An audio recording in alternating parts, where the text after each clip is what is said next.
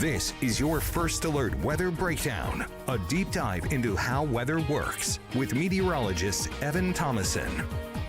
Hey, good morning. Welcome on to your First Alert Weather Breakdown. It's Wednesday. It's First Alert Weather Breakdown time. I know you usually say, well, Evan, it's 10:27. It's not 10:30. Well, I want to get on as early as possible because we have a lengthy Met chat today, and I also have to end before 11 o'clock because coming up at 11 on this live stream, for those of you watching KSLA.com, on our live stream, we have Architects Artistry coming up directly at 11 o'clock, and we have a lengthy Met chat to get to today that will literally take the bulk of this episode. So guess what? The only time I have for a forecast is to literally go over the 7-day forecast that I will do right now.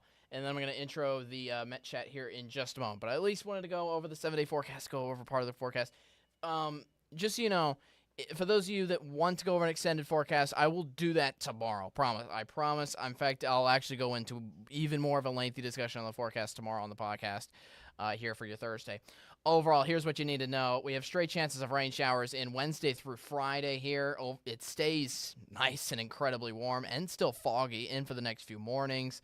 Highs are up to 83 by Saturday. Watch Sunday. That's our big turnover day. And that's when we transition into much colder air, pushing into the Arclitex here, heading into next work week.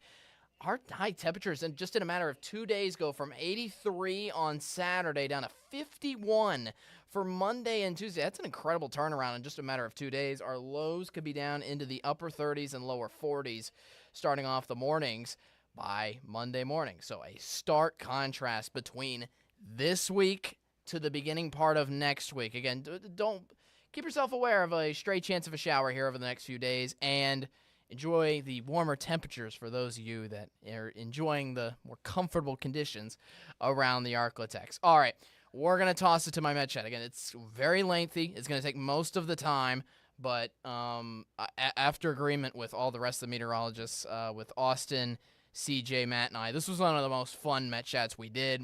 We made it a little more low-key. We kind of gave you a little more of a behind-the-scenes look into kind of our daily lives here at KSLA News 12 and a lengthy discussion here on our Met Chat this week. So for those of you who always look forward to our Met Chats each and every week, thank you for joining us. It will play in just a moment. But yeah, enjoy the daily routine. As I said, I will be back after this long, lengthy Met Chat just to recap and look forward to tomorrow. And yeah, I'm going to go ahead and get this loaded up. Again, thanks for watching First Alert Weather Breakdown. The Met Chat is right up. Coming up next, again, it's basically me, CJ, Austin, and Matt all talking about a behind-the-scenes look into our daily routines here at KSLA News 12. Enjoy. Hey, welcome on to the First Alert Weather Breakdown. I am meteorologist Evan Thomason, joined by, as always, Austin Evans, Matt Jones, CJ Cartledge, all four of us here together again. Guys, real quick before we get into the topic here for today, Groundhog's Day, are you a fan or are you not a fan? Not a fan. Not a fan. Not a fan, but does it matter at this point? I just don't. I don't like the fact that we're being compared to it's like I don't know. Like basically, the bottom line is meteorologists are being compared to a rodent. You know.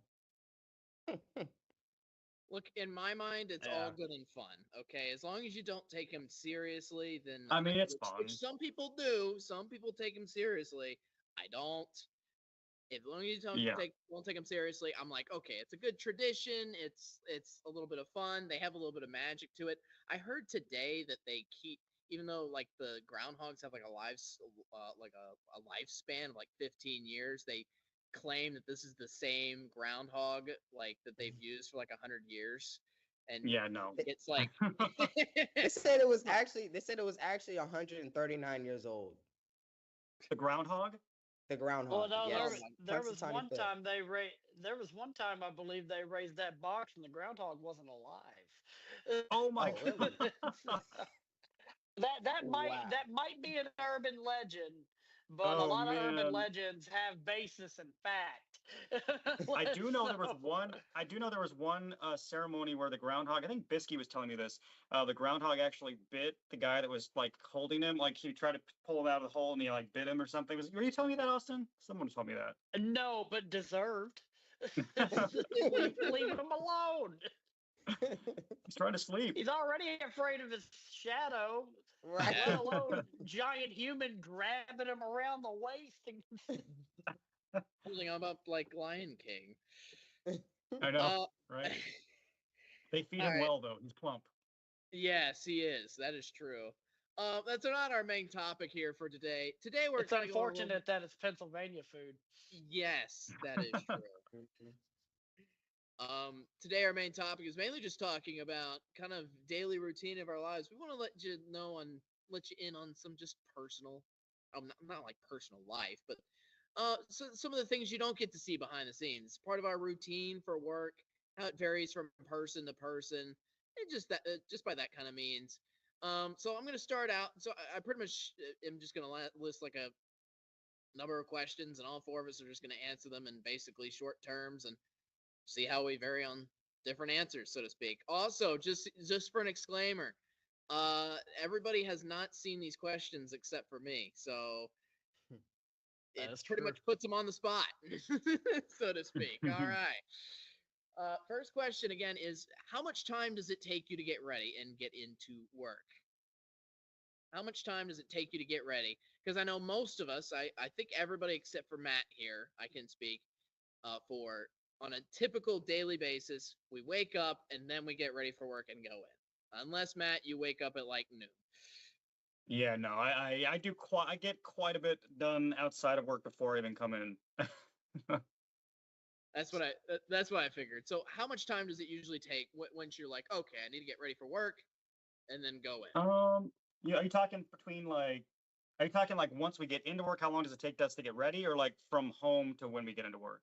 From home to when you get into work. For me, like jump in the shower real fast, like clean all this up. You guys don't have to deal with all this, but clean that up and then and then do my hair real fast. And then I would say from like when I start getting ready to when I actually arrive at work, probably maybe an hour tops. It doesn't take me all that long, really.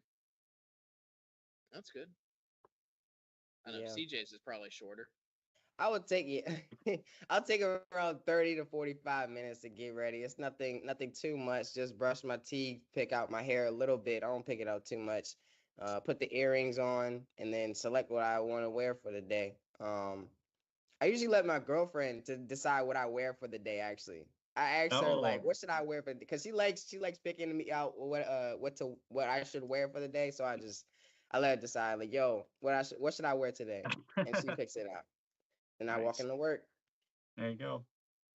I roll out of bed about 9, and I'm out of the house by about 9:40 usually. So about 40 minutes. I don't put product in my hair anymore. So it really that it would be that's like the biggest struggle usually is making sure my hair parts and it's somewhat presentable. I'm a very you get what you see type person, but make sure my hair is at least as presentable as I can make it. If it's humid or super dry, that makes it a little more difficult. But yeah, about 40 minutes.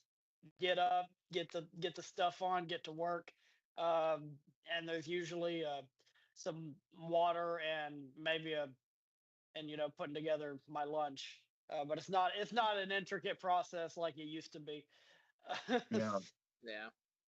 I'd say for me, it's anywhere between 45 minutes to an hour, although that does not include me physically waking up out of my deep slumber in the middle of the night and then like slowly like arising out of the bed. I need like a solid like I feel like 20 to 30 minutes just to become alive. You have a Like brutal shift out of all of us. Your sleep schedule, no way. No way.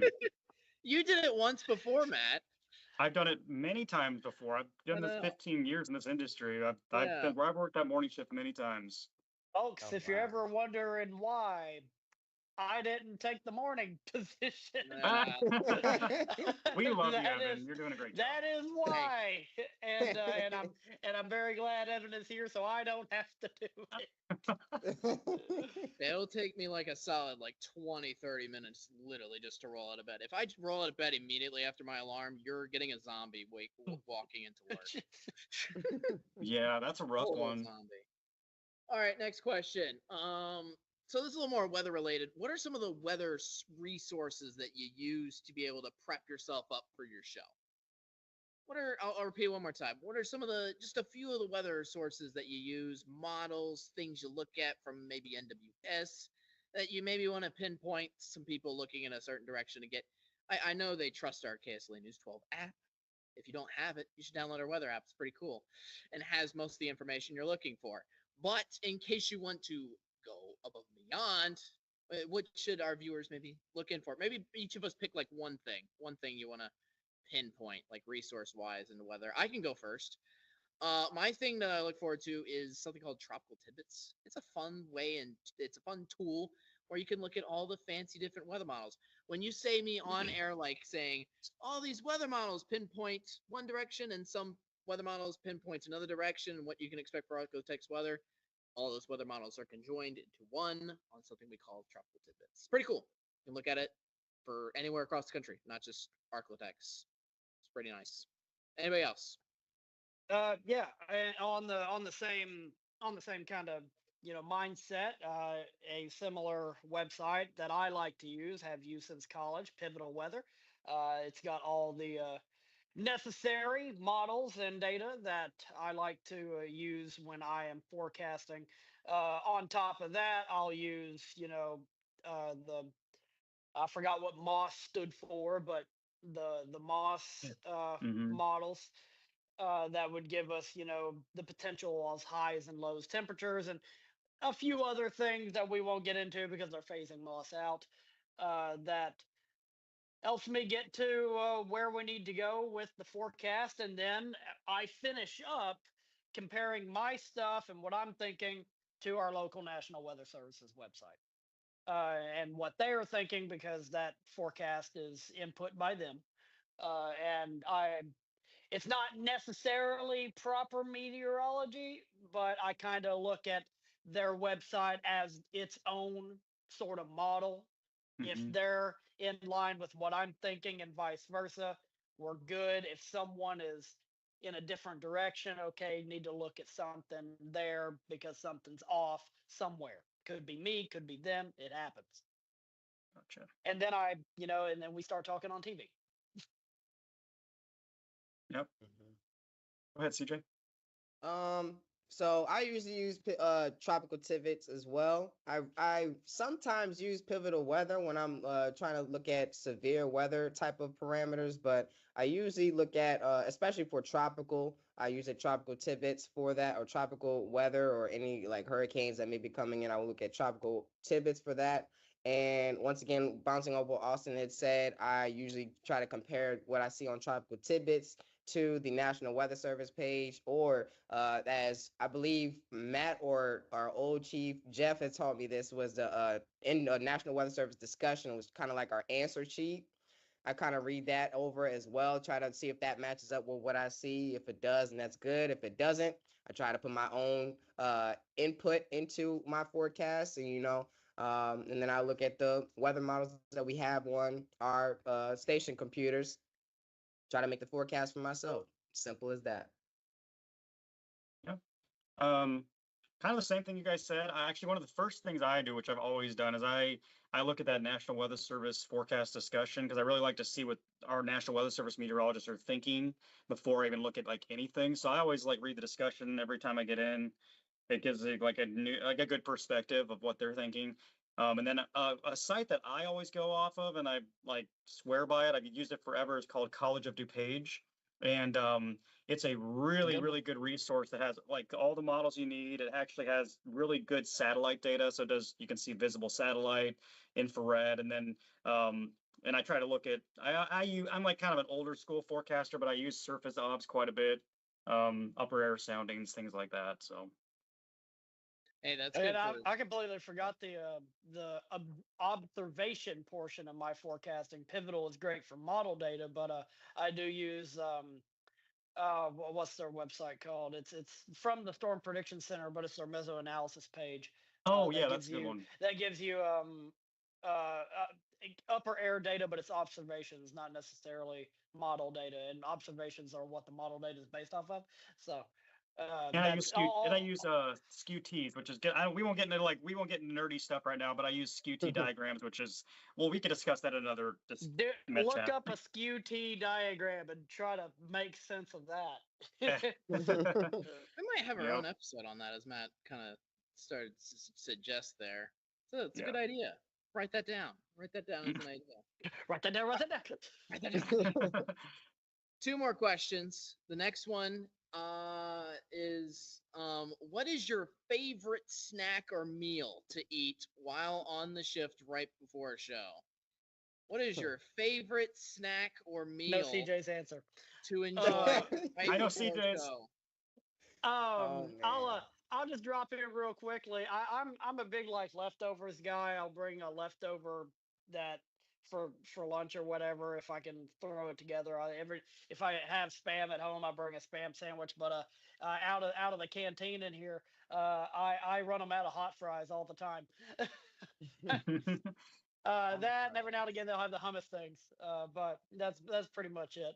I'm not a big snack. I'm not a big snacker. I do meals usually, but yeah, I'll run them out of hot fries all the time. Yeah, I tend to go to the snack bar or the snack bar at the station a lot and get myself Fruit snacks. lifesavers. Yeah, fruit snacks or Every lifesavers. day. Lifesavers is Saver all-time gummies. favorite candy. If you don't like lifesavers, I will have a 20-minute argument with you about why you do not like lifesavers. Because it's the best candy ever. But I'm trying to control myself and not buying them every single time. But every time I walk in there, trying to get some water. I also drink water too, along with the lifesavers sometimes. And I just be looking at the lifesavers like, I want you so bad, but I know you are bad for my body. But sometimes I get them, sometimes I don't. But that's number one favorite snack to eat while on the shift. Yeah, I as Austin can attest to, because Austin and I work together like literally every day. I I'm on this horrible meal plan right now. I'm trying to be healthy, so I basically bring the same exact meal every single day to work, and it includes, and I don't know, it includes this pasta with like tomato sauce, which is really not a good thing to eat when you have a white work shirt on. And so I always like try to eat like super careful not to splatter sauce everywhere. But I pretty much eat, I'll have chicken, vegetables, and this like healthy pasta pretty much every single day. Amazing. For me, during my quote unquote lunch break, which is from 7 to 9 a.m., essentially, I like to say that I think my two most typical types of meals per se are a ham and cheese sandwich or hot dogs. I'd probably say I go with the two of those. Yeah, I kind of Hot dogs. yes, I will bring in hot dogs, and What? I will. Yes, I know it's a little wild, but they're good. They're Can't be tasty. down in glizzies at 7 a.m. 7 Damn a.m. it. Man, that's all right. Hey, All right, admittedly, interesting. I've done it before. I've done that. Like if I had to fill in on a morning shift, it'll be because by like 7 o'clock, it is like the middle of your day, and you're maybe not wanting a Pop-Tart at that point anymore. Yeah. That was gonna I lead mean, me to that was gonna lead me to my favorite snack, which is I've made a joke about this on social media, but it's definitely Pop Tarts. You'll catch me probably with one of those things pretty much every shift, including this one, as well. Just ate one earlier today. It's tasty. It's classic. It was my breakfast in college as well. So All got right. me through some dark times. All right, last question. Last question for everybody before we quickly got to move on. This is almost like quick rapid fire. What is your favorite newscast to do? Of every newscast we have, including the weekend ones, what is your favorite newscast to do and why? Just kind of quick, brief, in like a sentence or two. 4 o'clock, and it means it's the end of the day. It means after it I get to go home. But for real, it's usually a little bit more of a laid back show. Like we always have a whole bunch of interviews. Y'all see Bisky interviewing everyone during the 4 o'clock show, and I get to lay down some weather forecasts that are always fun, and I get two of them, so I got to change up things every now and again in between the both of them. But then right after that, I get to hightail it out of here and go home. Honestly, I would say the 4 p.m. is I would like the 4 p.m. as well. I guess that's sometimes the end of my day as well, as my shift always changes around since I'm a weekend meteorologist. But it is the more entertaining one of part of the day, or the more entertaining shows out of all of them. It's definitely better than the 10 p.m. on weekends. I just be wanting to go home, but we have a whole hour to talk Yeah, about you the get weather. halfway through and it's like, time to go. Wait a minute. There's another 30 minutes. All right, so now Exactly. Yeah. this will be interesting with me and Matt because we don't usually do the 4 p.m. show at all. Yeah, I mean, I actually, my favorite newscast to do every day is the 10 p.m. and it's because, well, not only is it the end of my shift as well, so I'm excited, but also, and I do love what I do, but it is nice to kind of wind down. But the 10 p.m. newscast, I feel like, is just flies. It is the fastest half hour ever. It just flies by. Plus, I get to work with Bisky, but she's awesome. I mean, I get to work with her all the time, but it's also we get to incorporate Chris Demers, our sports guy, who I like a lot. So it's more of you get more of us, and it's just kind of cool to have more people. So True. That's really cool. I admire that. yeah. I can't make up my mind, but mine is actually not at the end of my shift. In fact, my last newscast isn't technically even the end of my shift, which would be the 9 o'clock. I still got to stay here till 11, even though that ends at 9:30. But it is not the 9 o'clock show. That is not my favorite newscast. My favorite is it's somewhere in the morning show, obviously, that runs from 4:30 to 7 o'clock. But I'd say, quite frankly, my favorite newscast out of those, like favorite half hours, so to speak, is probably either the 5:30 or 6. And I just like the middle thick part of the show. I got two main reasons for that, and that's mainly on the bookends. For the 6:30, I'm as you guys say, I'm ready to just be done with the show. I've talked about the same weather things for like 2 hours straight, and even I'm like, okay, I'm ready. I'm ready to eat my lunch at 7 a.m. I'm starving sometimes. But 4:30, you'll sometimes find me sleepwalking even on the 4:30 show, hopping out into the blinding lights because usually it's dark in the studio until like 4:15, and then you turn on the lights. It's like, oh my goodness, I'm supposed to speak in this under these conditions. So usually when I get like my mojo going, I get my rhythm going, so to speak. I'm like both my forecast and my talking, so to speak. 5:30 and 6, it works out. But you're kind of hitting that second win there. You're like, Yes, okay, exactly. I'm getting going and I'm getting tired. Wait, halfway there, keep trucking through, and then by the end of and then by 7 o'clock, you're like, all right, I'm sick of talking. That's pretty much how it works. Yep. All right. So that was our daily routine. The little fun questions, personality-wise, that kind of showcase us off a little bit, so to speak. Anyways, we're going to get to the last part of this real quick. It's called Ask Latex. It's our trivia question every single week. We've done this now 3 weeks. It's now February. And after January, we have Matt with 2 points. We have CJ with 1 point. Louder last week, and Austin still looking to get on the board. Wait, I thought CJ was ahead. Oh, CJ, you got 2? Yeah. Yeah. I got have 2, one. and Matt got the one last week. I have one, right? Yeah, you're right. You're right. So CJ has 2. Matt has 1. Austin. I am still trying to get on the board. You'll get on the board. Don't worry. Hey, one day, maybe today. We'll see. It's really just like lucky. It's just like lucky guesses, honestly. It kind of is. Lucky guesses on random statistics that I have not looked up. Exactly. That is true. That is how the questions go. It's just fun little trivia questions that I can sometimes get you off guard and get you thinking. So, for example, on that note, today's trivia question is: when was the first TV weather forecast done in front of a map in history? What year? History? In what year? Dang. was the first TV weathercast done in front of a map? Huh. Okay. I say it's got to be like we. Who's going? I'm not going to go first on this one. Someone else. I'm would trying say to. like I would say like 1950 or something like that. You gonna go 1950, CJ? No, I'm gonna pick a prime number, 1953. Okay. Yep. Wow. First Corvette Okay. came out that year. Oh, really? Nice. You're making me tap into a history of broadcast that I haven't tapped into yet for a good while. But I want to say I'd be fairly confident in like 1955. Matt? I'm gonna say No, it's probably earlier than that. I'm gonna say 1945. End of World War II. Okay. Everybody's certain on their answer. I got still 2 to 3 puzzled looks. I have a feeling that it's later. I'll just stick with 50 55. CJ? Stick with 55. I have a strong feeling that it's later. So I'm gonna trust my gut. I'm gonna change my answer to 1967. Oh. The last time the Leafs won a Stanley Cup. Little brief history there. All right, everybody got final answers. Yep.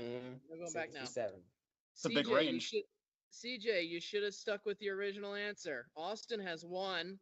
The answer is 1954. Oh, nice. That was good. That was good, Austin. I had it. Oh, we had it. Well, I was actually, yeah. Who would have won that? Because would have been we tied. like a looked at tie. the number. Would have given you both a point. I was thinking about KSLA signed on to the air in 1955, and it had to be at some point around then because there weren't a whole lot of TV stations in the country in 1955. So Right. had to be around then. When I think it's NBC, that was the first network created. Now, and for the folks watching this, I might be wrong on that. I wasn't around when it happened, but it is something I'm fascinated in. It's very interesting, the history of broadcast television in this country. One last thing I'll make a note on that question actually is to Matt's point, weather forecasting on television actually goes back all the way back to the 1920s. But the thing is, I specifically phrased the question in the answer done with a map. It was done with a map behind someone for the first time in 1954. Gotcha. Yeah. So they used to just, bring up like pieces of paper on your hands and just read out the forecast. And plus, in the 20s, it was much more radio based. I mean, exactly. there weren't a whole lot of moving pictures until the late 40s and into the 50s when it started getting cheap enough for normal people to buy. Man, I could achieve my dream. I could have achieved my dream then, which is doing forecasting for weather in pajamas.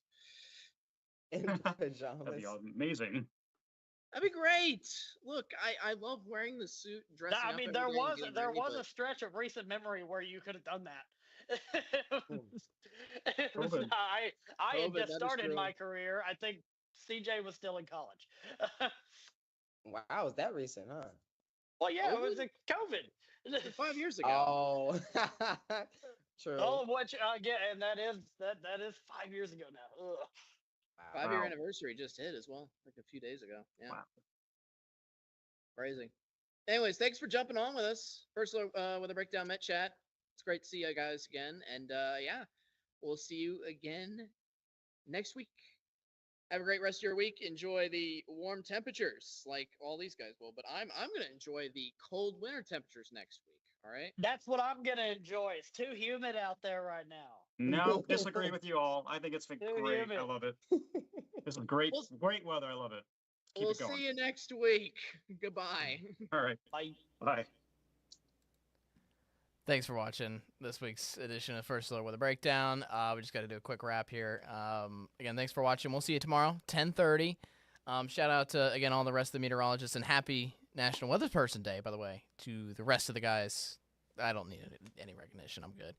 But the point is, love working with the First Alert Weather team always, each and every day. We'll have our next bat chat next week. We'll have our next First Alert Weather Breakdown podcast, and trust me, we're going to go over the forecast a lot more heading into the next episode, which will be tomorrow, 10:30, Thursday. Thanks for joining us today. You be there tomorrow at 10:30. Be square, and most importantly, be weather aware.